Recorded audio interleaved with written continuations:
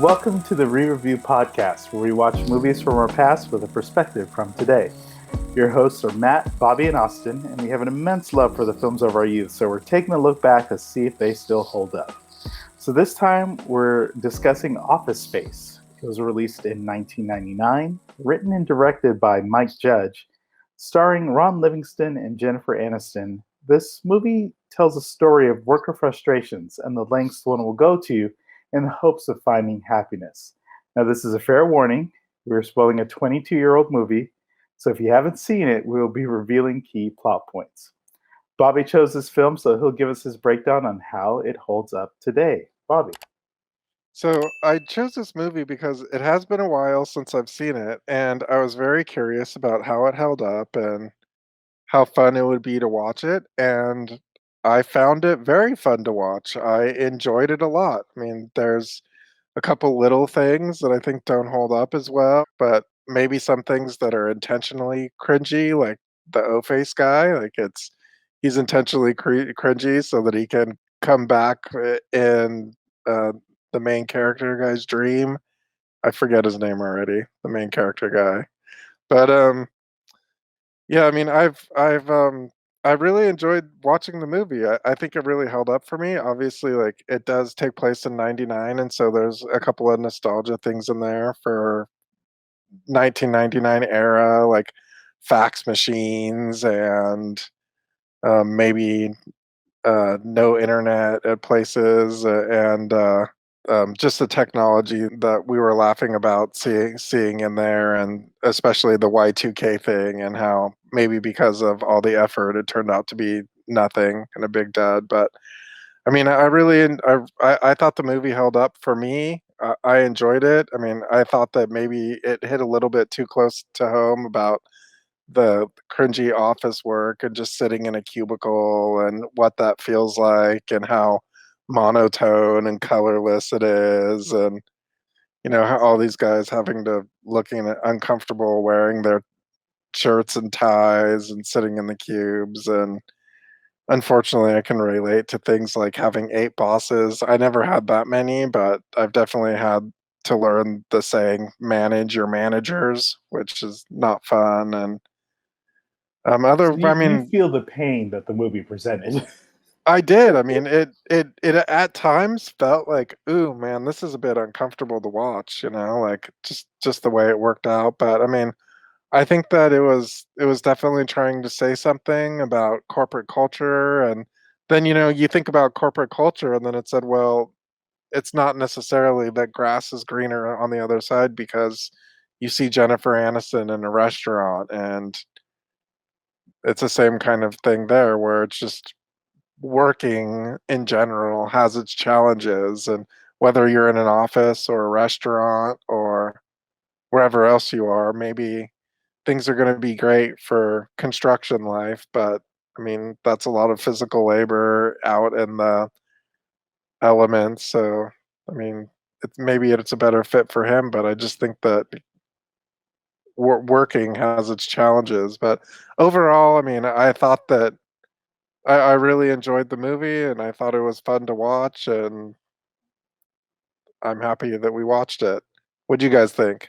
For being, a 22-year-old movie, uh, it it ends up being a bit surprising to me just in terms of how much, yes, being someone who's in that corporate lifestyle, you can still watch this movie and attach to all the characters for various different reasons, for feeling the pains and the frustrations that they all present, not only, as you mentioned, from the true office corporate structure, but even seeing with Jennifer Aniston's character, Joanna, which her name I did not remember at all either.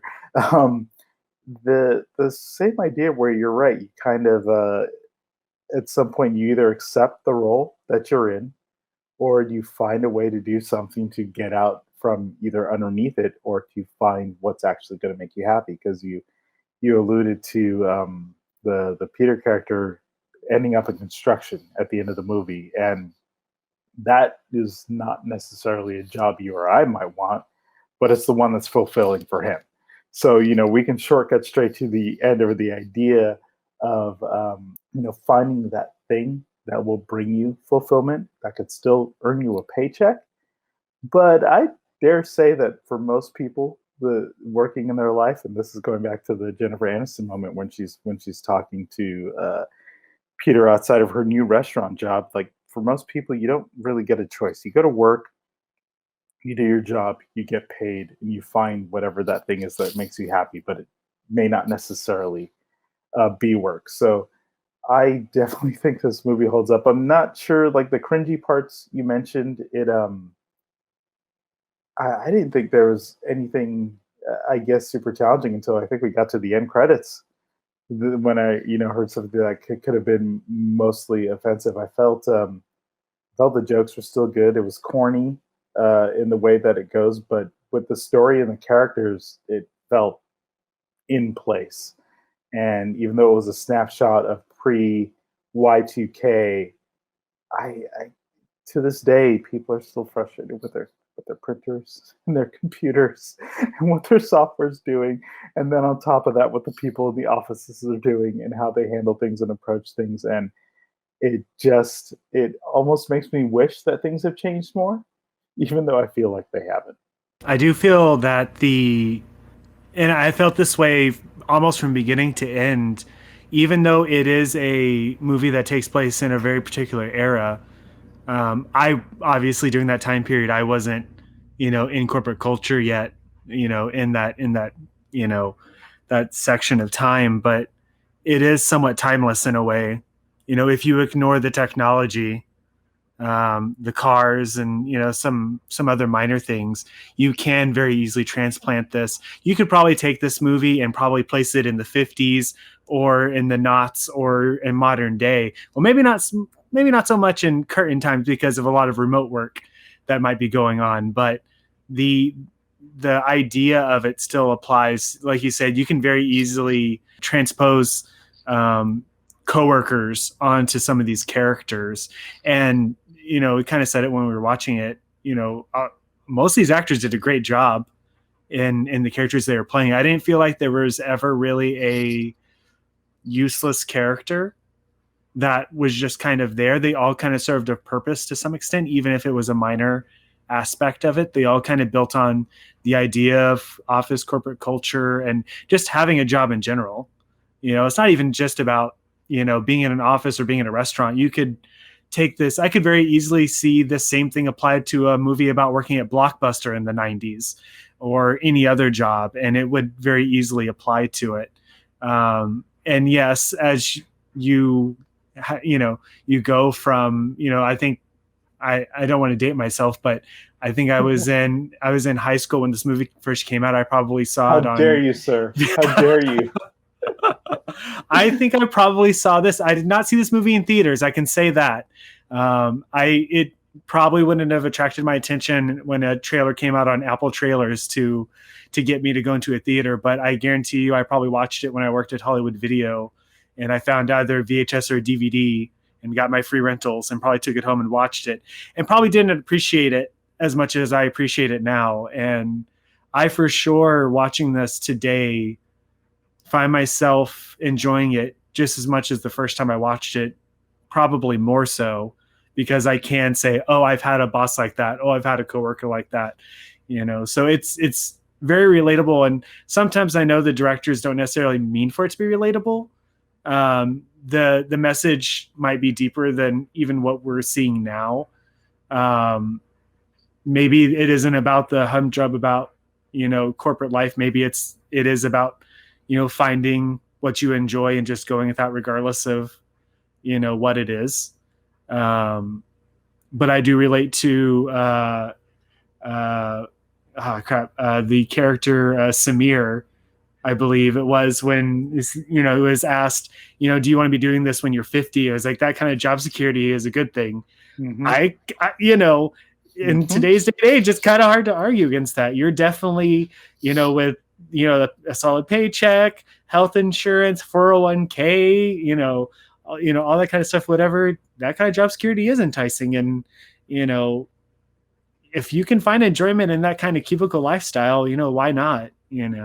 if Or I nothing think more else, importantly, you may not even find enjoyment in it, but kind of accepting the place that it gives you to go find that enjoyment in other spots.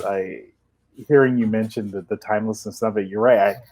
How can we say whether or not, when Mike Judge put this together, if he was like, this is going to be a long lasting representation of how, culture in workplaces are done throughout time. But it seems very successful at that. I would be very hard pressed to see how this movie would not apply another 20 years from now, another 40 years from now, because it just doesn't feel like a lot has changed. So I think it's actually neat to hear you mention something about being finding a character like Samir relatable, because I think that is the point of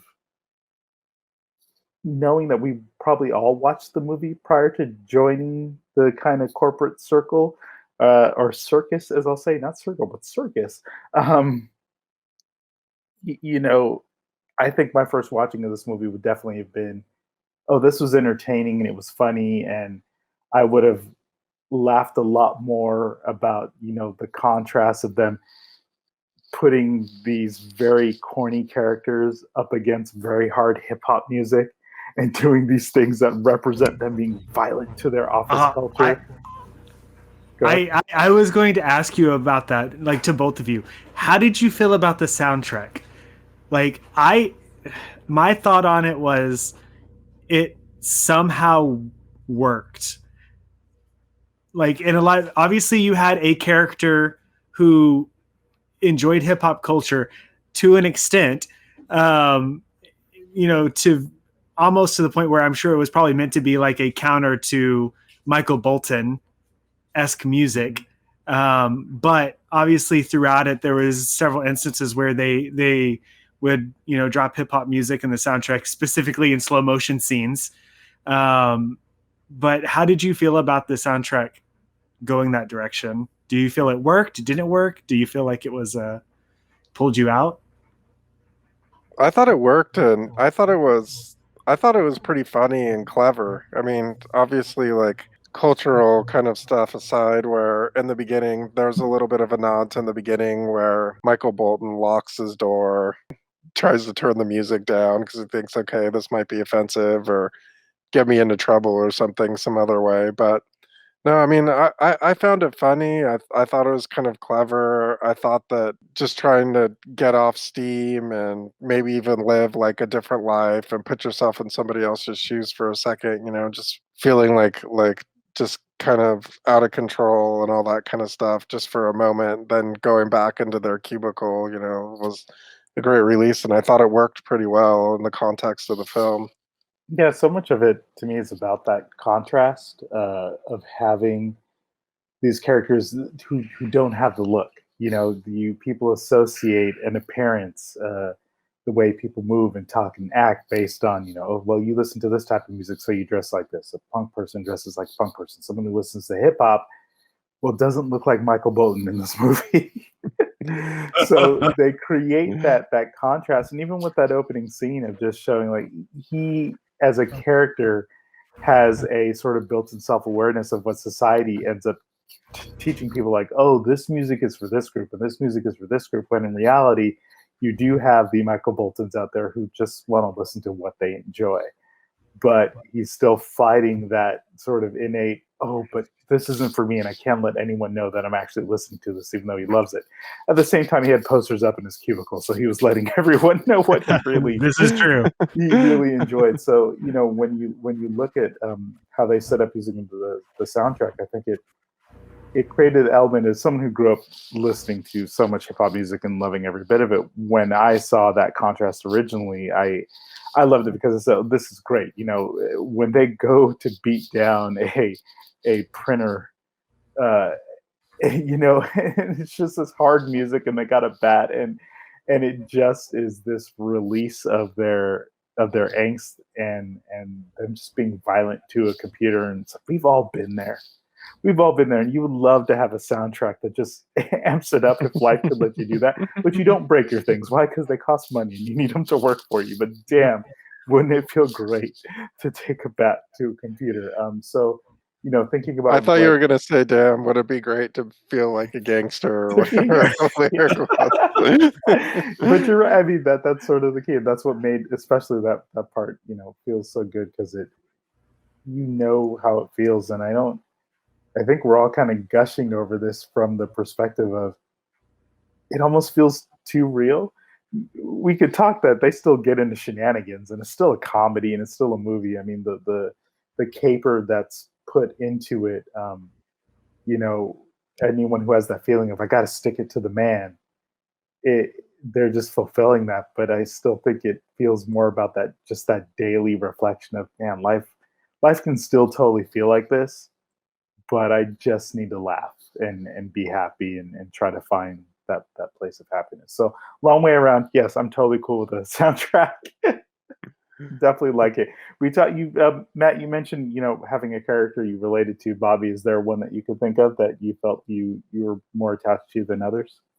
Well, I mean, what's interesting is I kind of feel like I'm a small part of a lot of the characters. I've definitely maybe that's a cop out answer, but I mean it's really the way I feel. I mean, I've certainly felt like Peter. I've looked up his name and I remember how he is struggling to find, like, okay, what's he going to do with his life, and he's obviously worried, when the judge was saying, like, you've lived this piddly mundane life, like he feels like he's not doing anything great with his life and feels worthless. And I've been there and felt like that, but I've also felt like some of the other guys, where Samir, where he's just very unhappy, and like, just like, he was happy with his job, and or maybe not happy with his job, but he was definitely happy about making a paycheck, and that's a very commendable thing. But I thought it was really funny at the very beginning when he was like just freaking out about traffic, and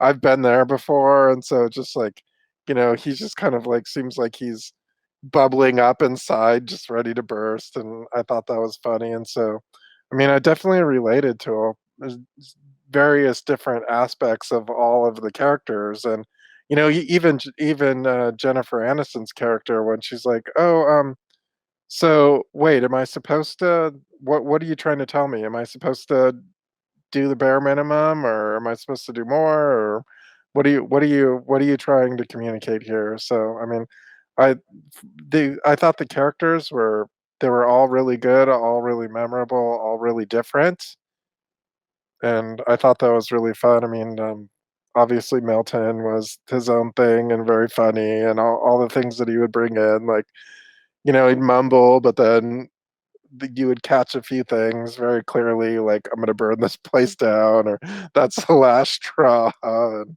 I thought they all did a really good job, and I enjoyed them all, and I could relate to them all. So maybe that's a damning statement against myself in a way. I don't think so. No, no, I don't think so at all. I mean, definitely that would be the part. I mean, if I had to pick one, I'd hate to say that I'm definitely more in a Peter phase than anything right now, which is not good, because he lost his mind as far as any rational person would be concerned.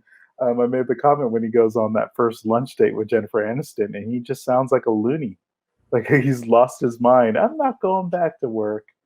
I don't know. I'm just gonna, just go with the flow type of thing, and that's a Yeah, they very different way of living that I don't think I could ever actually do.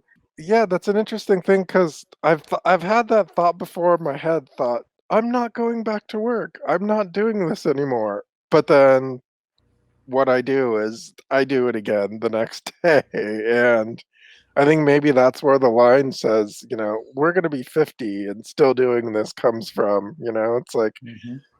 and I mean, that's one of the great things about these movies is, okay, I can think, I really don't want to do this anymore, and I'm just not going to. And it's been a long time, but I'll admit that I've taken like mental health sick days before, where I'm just like, okay, I'm not doing this today. I'm calling out sick today, but it's not to the extent of, It's not a oh, full I'm reset. right. Okay, so we've definitely talked about the things we liked. Is there anything you want changed? Oh man, that almost feels sacrilegious for this kind of movie. to want to change something. Um, I, it's interesting. I feel that the the thing that stands out the most to me, if there was anything that I would like to see more of, I suppose, is it's funny because especially if you watch the trailer, the heist aspect of it is very much focused on, but it's such a small portion of it. I mean, Mm-hmm. it does create a trigger, but I mean, it's so late in the movie that I don't know if it's because Mike Judge just felt that it wasn't as interesting as just the character moments that filled the first 2/3 of the movie. And so this segment was such a small thing that I kind of would have liked to seen it played out a little bit longer, because essentially, they came up with the plan, executed it, had maybe one character moment, and then it all went bad. And then it all got good. Yeah, really it was quick. it was all resolved at the end of the movie, and that was basically it. And I don't know if maybe there was anything else in there, but it would have been interesting to see, it played out. I mean, I was all for the sequence when they actually, plopped out the floppy technology and that, virus.exe or whatever it was called, being discreet as you would imagine back in the 90s. I would have liked to see more of that, I guess, but maybe that would have been a different movie. That would have been a much more, Ocean 11-esque movie rather than a movie about guys who just don't like their jobs anymore, or just stuck in the system. They can't create a virus properly, so they're punished for it. I mean, it did work. He's not wrong. They got money. I like how they just owned it and said, "Yeah, it's from Superman 3." It's like when time travel movies say like, "Oh, you mean like Terminator?" It's good because it helps to ground that you're viewing the same reality that you live in versus it being somewhere else. No, I mean that's what I said when it comes to the caper piece, the we're gonna be thieves piece. It's kind of a thing that's there, but that isn't what I'm hanging my hat on for this film at all. Bobby, anything for you? I mean, there's a part of me that, and I mean, it. I'm gonna go completely the opposite way that Matt said, just to do it, because I mean, there's a part of me that thinks like you said. I mean, you really don't even. I wonder if that part isn't really even needed. The whole caper thing. I mean, I know that like. I mean, yeah, maybe it would have been like a lot less of a movie, but Just cut it off at an hour. So, right. I mean, I guess to be fair, from a story perspective, and I know there's probably proper terminology for it, but the end result was the same, right? Right. Michael Bolton and Samir, they both left. They didn't have their job anymore, and they went to the exact same company with a different name, and inevitably, Peter was going to leave anyways. I mean, he was just kind of there, and he just failed upwards at a certain point. So, I mean, he was probably going to leave anyway. So the end result was kind of the same. The only real difference was what happened to Milton and the building itself. And, that was, the result was going to be the same regardless. And I get it. I don't think that it was probably necessary. Maybe it was their equivalent of an action beat to kind of spice it up a little bit. So it wasn't just a character piece. And it did. It also tied, the three characters together to, I care about you. We're all frustrated. Let's do this thing. But yes, the end result was totally the same.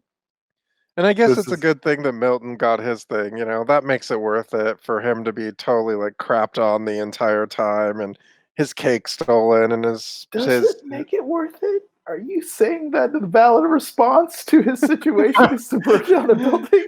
Due to legal reasons, we cannot condone such actions. Right. Well, I mean, they all said like even the construction buddy said nope, like that this is a bad idea. I don't want to have anything to do with that. And they said you're a bad person for doing this, and they all admitted that it was a terrible idea. And then yes, he goes off and steals it and blows it on her. Have anything from a memory standpoint that you didn't quite remember that it was like, oh yeah, I forgot about this? Or in my instance, and the reason I'm bringing this up is I felt like I had a false memory about how this movie ended. For some reason, not that I don't know where this came from, but I just imagined that they were all on the beach at the end and they somehow were like living a happy life. And I don't know why. I'm sure I'm confusing that with another film. But in for some reason, even with it just being Milton, I thought somehow he still got a lot of money. But in this instance, no, he's in another country because he's running from the law. And I completely forgot that. To be honest, I didn't even remember the beach sequence. Mhm. My memory of this movie was it ended with the fire and Peter seeing Milton and realizing what happened and everything just kind of being okay. I don't even remember the construction sequence at the end, to be honest. Mhm. My memory stops right at that point. I don't know if maybe the last time I watched it, probably years ago, maybe that's where I stopped watching because it was on TV or something. But I didn't remember anything past that. And it very much is a trading places moment being on the beach, Mhm. and strangely enough, and I had to kind of think back on it after we got done watching, there wasn't really any sort of, because if you had to say there was a villain outside of corporate culture, it was definitely the Lumberg character, to the point Mhm. that Peter ruins his relationship temporarily, just at the thought of Joanna dating him. But Lumberg being kind of the villain in this movie, he didn't really get any sort of comeuppance or anything in it. In fact, Well, I you didn't even see him except for a dream sequence about midway through, and then he was just Mhm. gone. It was interesting. I read that there was a scene that was deleted from the film where they destroyed his car or something. But also I think they kind of hinted at in the movie that maybe his time was up there too, like when he was having his meeting with the Bobs. Yeah, it was his time to go. Yeah. Yeah. Even though he was still there after that meeting. Yeah, Right. he was still there, but maybe it was. I mean, we were in. If the building hadn't burned down, we were going to see the rise of Peter. He was probably going to fail all the way up to like the presidential position. And that's why you don't bring in consultants. Maybe that's the message of this entire movie because they will have the The wrong Bobs. people rise up. The Bobs will come in and actually make more of a mess than they do any good. I So I do want to say one thing, and I'm very interested if you guys have a thought on it. This was like one of the few notes I took down watching it. I was very impressed by Ron Livingston playing two different characters. He was Peter, but there was two different Peters. There was depressed sullen Peter, and then there was the guy that we all wish we were. mhm. And even though it was the same guy and the same character, like they just felt like two completely different things, and it just felt so natural. And I don't know why, but for some reason I thought that he had gotten snapped out of the hypnosis, and I don't feel like that ever really happened. And maybe he came to reality with the whole 300,000 and change Well, was there a reality. line there was a line where I think he said it was starting to wear off Mm. something, so I think it degraded of the effect of the hypnotism degraded over time. But I thought he did a great job. I mean, a lot of the actors in this movie did a really, really good job, and I really enjoyed their performances, and I thought there was a lot of subtle things that were really, really funny, like, I'm remembering this one scene where the Michael Bolton character was really worried about something, and his whole body was, like, completely red and flushed, and, like, it was like, okay, like, I could tell that they really put a lot into it, and that for a movie that's not, like, gonna be highly regarded for its acting prowess, I thought that everybody did a really good job. Yeah, if you're mentioning these two sides of Peter, I don't know that I actually did that separation as I was watching it. And hearing you talk about it, it's really, really obvious, but it almost helps me to put together what I felt about him, which is this is a whole human showing a range of the complexity that we do deal with when it comes to how we work, how we live our life, how yes, if some third party source comes in to help you feel a different way sometimes, alcohol, Other things, how you may change your perspective as a result of those influences, and you know, in this case, it was his hypnotism to start it. But you're right. I don't know that I ever felt the moment that he was necessarily out of the hypnosis, outside of it being more like a gradual. He learned something that he wanted to hold on to. So almost like I felt that the hypnosis did leave. He just decided whatever that ideology he learned when he was able to let go as a result of it, he just held on to it. Like I'm not going to be this thing anymore. I just have to be someone who's just doing things that ensure my happiness. Now, we could probably sit here and say the life that he's leading, if he didn't get that construction job, he'd eventually be homeless on the street. We're asking Jennifer Aniston to take care of him because that wasn't going to last forever. But you know, it's good for a character like a Peter, at least in this instance in this movie, because we like him so much that he, in a sense, got his happy ending by just becoming a construction worker.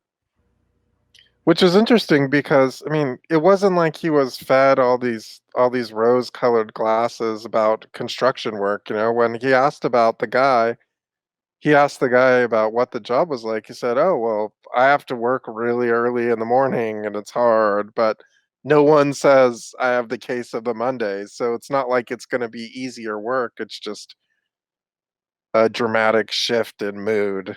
A different perspective, working with a group of people that are more in line with the way you think. That's actually a very positive thing we can take away from this film. Maybe if you're unhappy with your job, go find people who are like minded like you and work with those people because you'll probably be a lot happier than what happens otherwise. So it sounds like, before we end this today, we all really enjoyed this film.